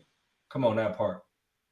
The Most High said the lineage is determined by your father, but now you're going to come back and say, well, we can't actually, we can't determine who the father is all the time, but we know who the mama is, so we going to go by that. Man, you ain't smarter than the Most High. Come on. What did you talk about, man? I yield. Yeah, these people crazy. Hey, Salakia, I'm sitting in the background. I gotta land me back off that. Read that again. Another one. This is the book of Malachi, chapter 3 and verse 6. For I am the Lord, I change not. Salakia, people like to harp on that part right there. They read the rest of the verse, right? But they harp on that part. See, the Lord don't change, and they don't even explain the rest of the verse. It might be something that might be deemed minuscule, I guess, but we have to read the rest of the verse. Read it. Therefore, ye sons of Jacob are not consumed. Yahweh is telling us that because he don't change, that's the reason we have not been consumed. Right. Christians don't want to read this verse. Right. Jewish people don't want to read this verse.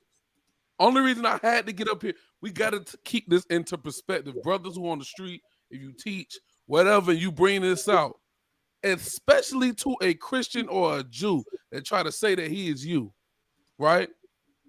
The Most High not changing is the reason why we're not consumed. Right. So them saying that Israel is no longer a people, Romans says negates that, but still, God don't change. That's why we're not consumed. Right.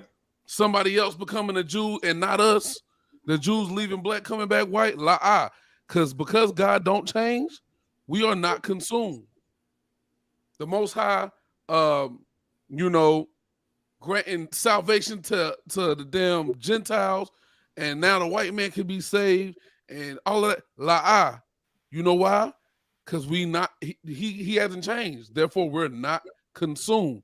Because if he would have changed all of these different things, we would have ended up consumed. Isaiah 14:21 says what? Prepare slaughter for his children for the iniquity of their fathers, that they do not rise and possess the land. Because if you take Esau with you, or you take Amalek with you, because the Most High don't change, and now he's allowing all of them to be saved. Now they come with you to the kingdom. Guess what Esau and Amalek gonna try to do? Take that over.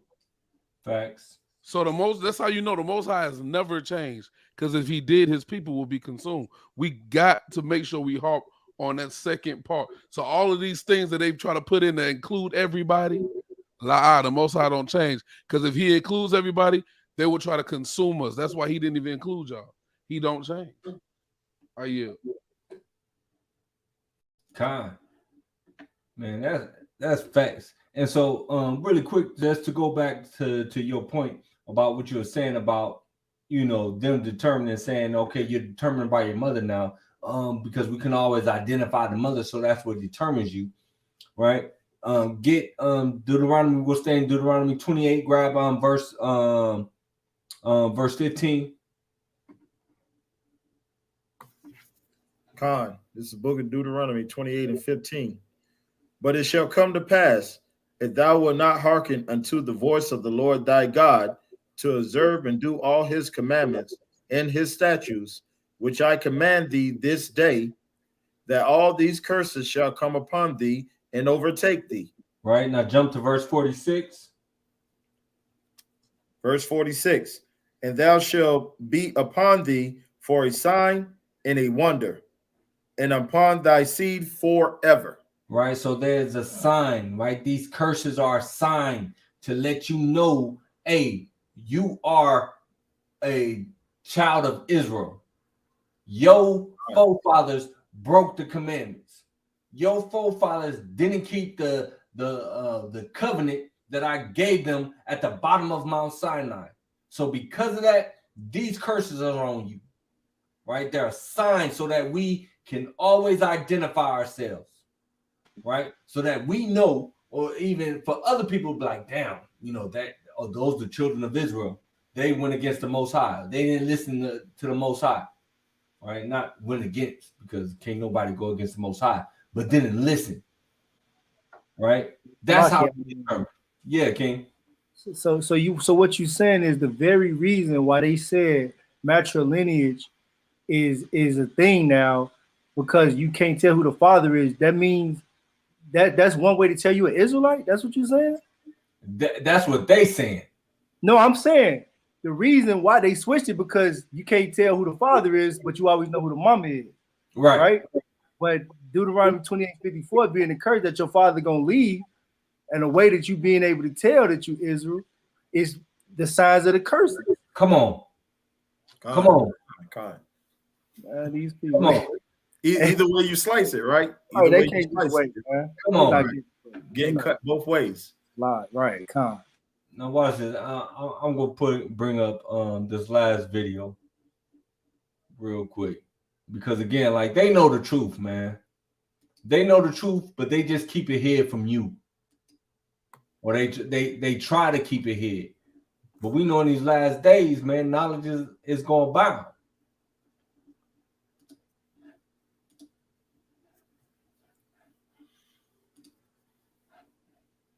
All right. Let's get this. I can't stand this dude right here.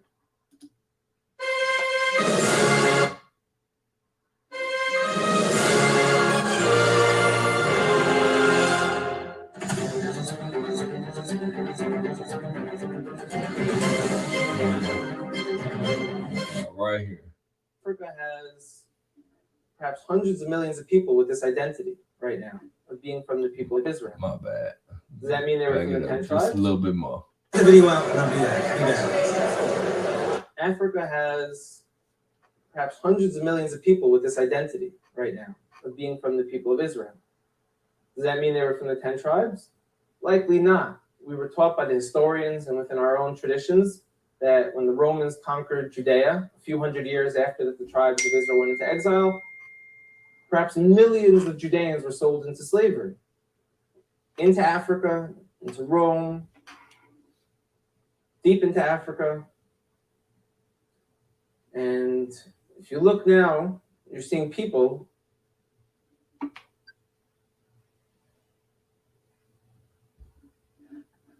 Oh, shoot, what happened? who are most likely the descendants of those slaves who kept true. I'd like to bring up a few specific examples because they're going to be game changers. One of them wrote letters to Israel when it became a state. And they said, we're Israelites out in Africa. You know, everyone laughed at them and they said, African Israelites, these people are just trying to jump on the first world country bandwagon. They're living in a third world country. They got nothing. We're coming to Israel. We got innovation, technology. So they're trying to get on this train because there's such a thing called the right of return. All descendants of the Jewish people from around the world were able to move to Israel. So they said we are also. And everyone kind of laughed at them, like I said. And a few people took it serious and went out there and started studying them, learned about their culture. And a professor from Duke University went out there and did DNA testing on them. And he showed not only did they share Semitic genes from people who were in Yemen, back to the Middle East, these gentlemen, a large percent of them, have the Y chromosome to be Kohanim, to be priests. Now, if anyone doesn't know, a priest is a specific family clan of the nation of Israel who come from Aaron, the brother of Moses, who was the first priest. And anyone descended from Aaron has the... Real quick, did the Bible say that you're going to be able to know who the children of Israel are by doing a blood test? La right? But that's, so, I mean, we got to, you know, our people right now, they're on this hype. Everybody want to get the, them, what's them damn sites where they do the blood testing? So like the ancestors looking at Ancestry.com. It's another one that they do. It's supposed to be more generalized for so-called black people. It's an African one that's supposed to be closer or be able to get you closer to the actual tribe that you came from. But the Most High ain't tell us to do all that. We know who we are by the curses. I don't need your blood test. I don't need you to give me a DNA test to say, oh yeah, your blood, you got some of the same genetic markers as us. No, man, I don't need that. I don't need you to tell me that. I don't care about that. Right? But this is what they go off. And now, so, and even with that, we got to look at the samples. Where'd y'all get y'all samples from? How are y'all able to say, oh, this DNA goes back to Moses and to Aaron? How y'all know that? Did they have Aaron's bones or Moses' bones or anything to get their DNA from? Right? When Jeremiah, again, 17:4 says that we was going to be discontinued from our heritage. But they say that they can trace it all the way back to Moses. All right? These people is a trip. But I'm going to let this finish off.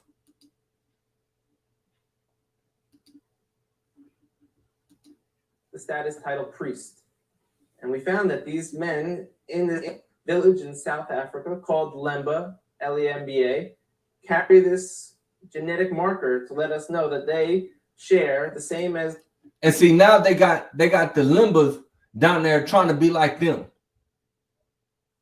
You see what they did? They got the Lembas, the true children of Israel. They're telling the true children of Israel, hey, if you guys want to come back, you got to convert to Judaism. And now they down there with these damn yarmulkes on their head, trying to be just like Amalek. We don't need Amalek to tell us who we are. We got to stop looking for authenticity from these people. They can't tell us who we are. I don't need you to come out and say, okay, yeah, you guys are the Jews. I don't need that. I don't need your validation. We know who we are. So now I want to bring this out specifically because I'm going to go and I want you guys all to also, so you got the one book that you need to hop on. I'm going to bring up one more for you that you need to get. Let me bring it up.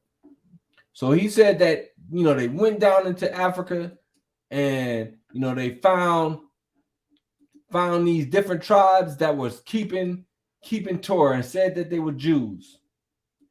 Right? Let me get this one up on the screen. So this right here, if y'all don't got this book, go get this book. All right. This book is by a slave who was brought over to the Americas as a slave. Him and his sister was caught in the slave trade. They were both sold as slaves.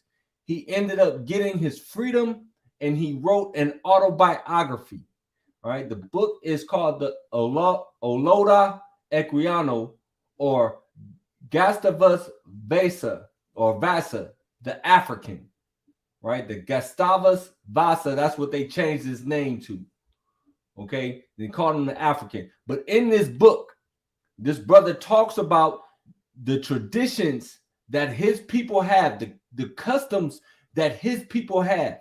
Right, we got to remember that the slaves that was taken in the transatlantic slave trade was taken from Negro land. In Negro land were Israelites that had fled the invasion of Rome in 70 AD. Israelites fled into Africa. They ended up inhabiting that portion of the land that was called Negro land. The slaves that was taken in the transatlantic slave trade was taken from these tribes. This man was one of those slaves that was taken. He writes an autobiography and says that the customs of his people are the customs of the people that is in the Bible. Because the slave master, of course, what the slave masters want to do, what the master want to do. Now remember, master in Hebrew means oppressor. It means burden, right? What was master trying to do? Or master was trying to convert us to Christianity. Right? Master was trying to convert us to Christianity. When he was teaching them the Bible, the man looked at the Bible. He read the Bible. He said, wait a minute. These are my customs. This is what my people do. My people have a feast, the Passover. My people celebrate feasts like this. My people have the 8-day circumcision. My people, the women, when they're on their menstrual cycle, they're unclean and they have to separate themselves. All of the customs that the Israelites did, his people were doing. So even though we had been scattered, there was a remnant of us that still kept our customs, that still kept our traditions. And so when you had Amalek or this devil or these devils going into these different locations in Africa and coming across these people, they say, yo, wait a minute. These people are keeping Torah, right? There's stories of how they had to burn the Torah so that it couldn't be destroyed, right? But, that's a whole nother lesson. And hey, we've been rocking for almost 2 hours already. I know it's late out there in the East Coast, Midwest. Hey, you brothers got any precepts y'all want to pull out? Lie, Adawan. All right. You was breaking it down, Adawan. Lie. Kind. All praises to the Most High. All right. So, just with that, like I said, man, hey, it's Wild Out Wednesday, man. These other nations is wilding. You wilding too if you listening to these fools. If you letting them tell you who you are, you wilding out. Even our own people will come out and try to tell us, we're not the Israelites. Go do some research, dummy. Why you want to be everything but what God called you to be? And then you want to campaign and politic for all these other nations. You know, I was just looking at a video. It was talking about Tulsa, Oklahoma. We know Black Wall Street. And in the video, you know, the brother brought out some information that I'm not privy to. I gotta go and do my research and studying on it too. But he said that Tulsa wasn't destroyed when Esau came in and burnt up the hospitals and, you know, all of our establishments. He said that's not what destroyed Tulsa. He said what destroyed it was when our people, after they rebuilt it, our people wanted to integrate. Right. That's what destroyed it. Right. Y'all niggas gotta stop looking to integrate with these other nations. Now, yeah, we over here. Yeah, we gotta deal with them. It is what it is. We don't got no choice. But stop campaigning for them. Stop trying to lock arms with them. Spend money with your own people. You know, and let me back that up a little bit more. Because it's not the fact that Esau destroyed Tulsa, because our people was trying to go out and build their own, which is cool. It's trying to do their own thing, be separated, be apart, but they was trying to do it without the Most High. And so the Most High said, hey, y'all trying to do this without me, right? I'm going to let Esau come over here and do this. So even today, we see a movement where our people are talking about reparations, right? They're campaigning for reparations. Why are you asking these people for reparations? God. Why are you looking for handouts for these people? We need to turn to the Most High. Grab me 2 Chronicles 7 and 14. We need to turn to the Most High and not be asking these other nations for anything. Stop looking for handouts. Stop begging them for anything, for their homes, for their jobs. Of course, man. I'm not saying don't get no job. I'm not saying don't get no home. Lie. Don't interpret me as saying that. But what I'm saying is we got to stop looking for handouts, and we got to turn back to the Most High. Give me that 2 Chronicles. If my people, which are called by my name, shall humble themselves and pray and seek my face and turn from their wicked ways. So we got to first humble ourselves, right? We got to humble ourselves, turn from our wicked ways. So what is the wicked ways? The wicked ways is not keeping the commandments. You tell Jake today, hey, Jake, put that pork down. Nah, I can eat whatever I want. Most High said, I just got to pray over it. Bless it. It's good. No, Jake, put the pork down. I'm not going to go to hell because I eat pork. Okay, we'll find out. But finish reading that. God. Then will I hear from heaven and will forgive their sin and will heal their land. Then will the Most High hear from heaven. Right? God. It's not us going to the other nations. It's not us begging the other nations for anything. Now, I had just said something about telling Jake to put the pork down. You know, and today you can't tell Jake nothing. No, I'm not going to go to hell because of that. Grab me Isaiah 66. Start at verse 15. That's the book of Isaiah, chapter 66 and verse 15. You want 15, right? Yeah, Khan.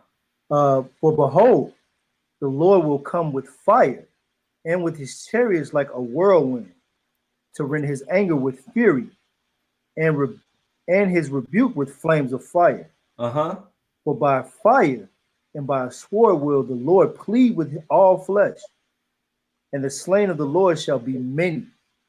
They that sanctify themselves and purify themselves in the gardens, behind the tree in the midst, eating swine's flesh. Eating what? Eating swine's flesh. Uh-huh. And the abomination and the mouse shall be consumed together, said the Lord. Right, Jake. I'm not gonna be killed because I'm not going to hell because I eat pork. Nah, you gonna get destroyed, nigga. Facts. Leave the pork alone. Facts.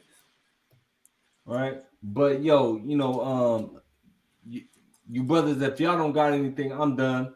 So I had one. Yeah, come on. I got you know, when you said stop trying to include Esau and everything, I got a precept for that. Ecclesiastes 12 and 10. Mm-hmm. Never trust thy enemy. That's right. For like as iron rusteth, so is his wickedness. So y'all always trying to include Esau and everything, man. Esau ain't never going to change. Esau going to be Esau. You know, give it time, and over time he'll show you his true colors. So stop trusting Esau. I yield. Salaki, I got one more, 2-3 witnesses, right? Come on. Book of Revelation, chapter 18 and verse 4.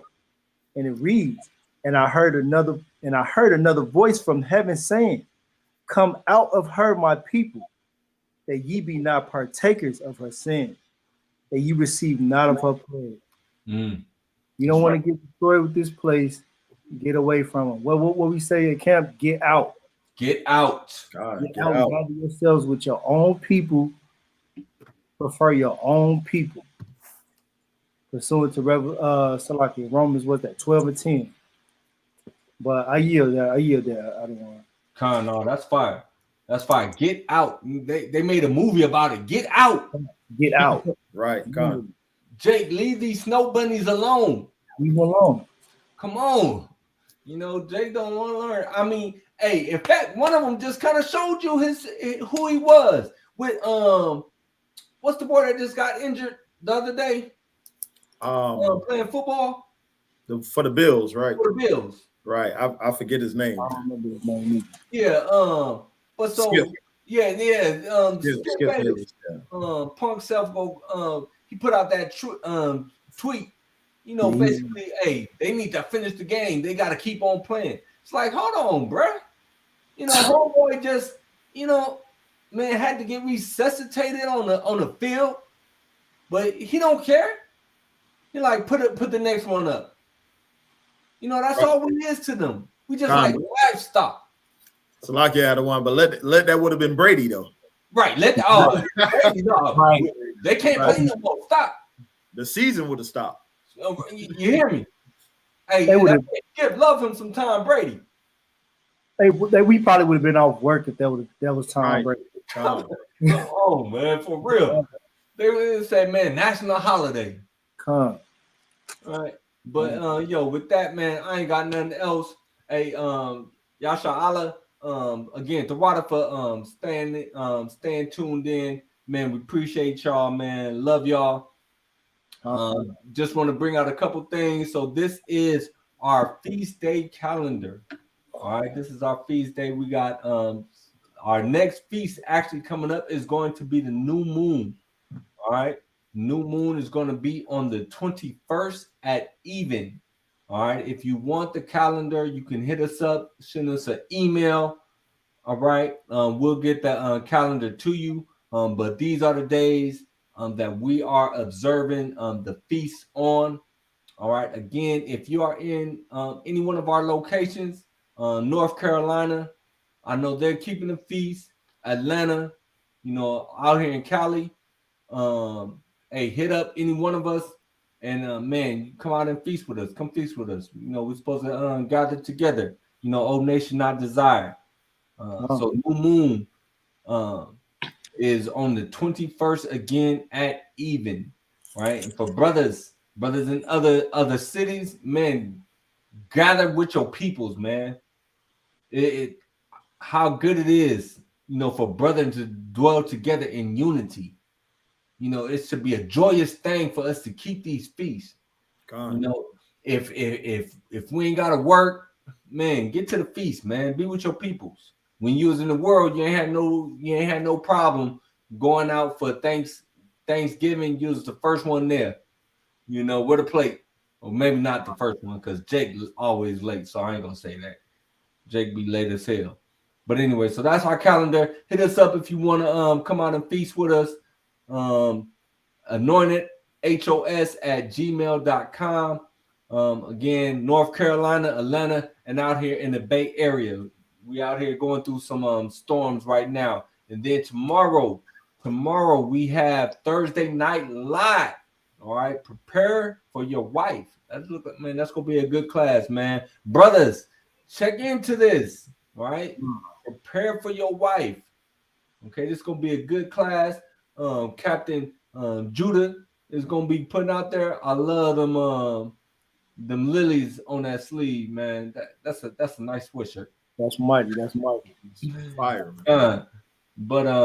Yeah. So check that out tomorrow at 8:30 p.m. Eastern Standard Time.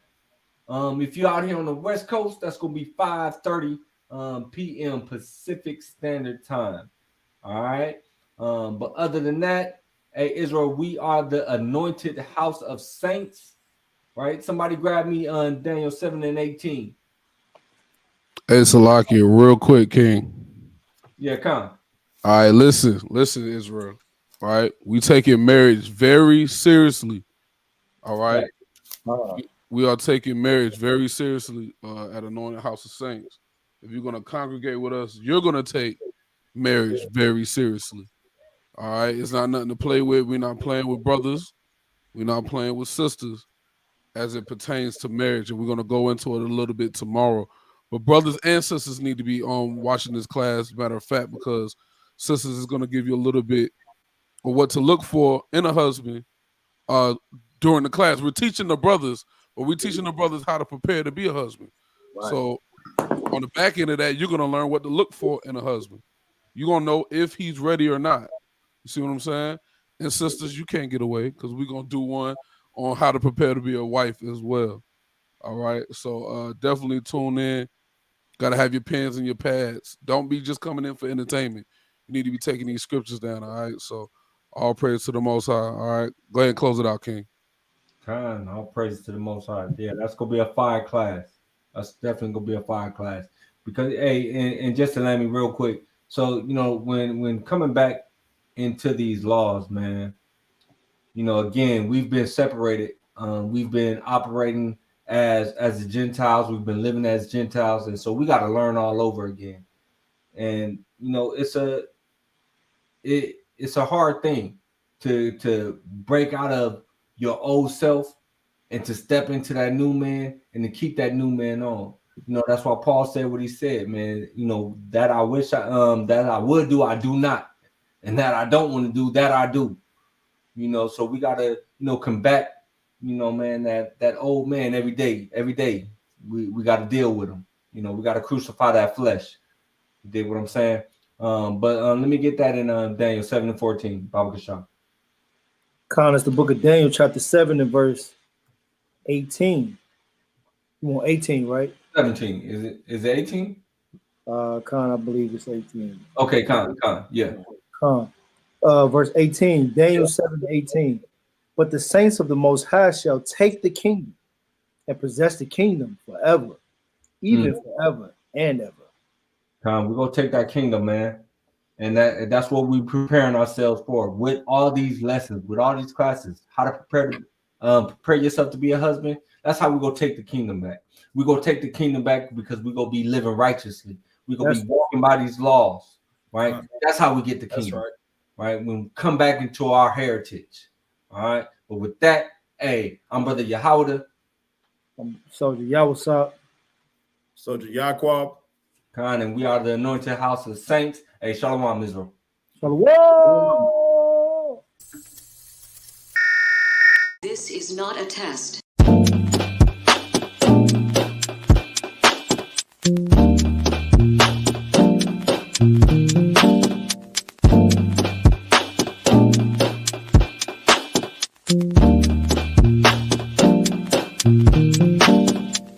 Black skin, black sauce, black Jesus, black music, black skin, black sauce, black Jesus, black music, black skin.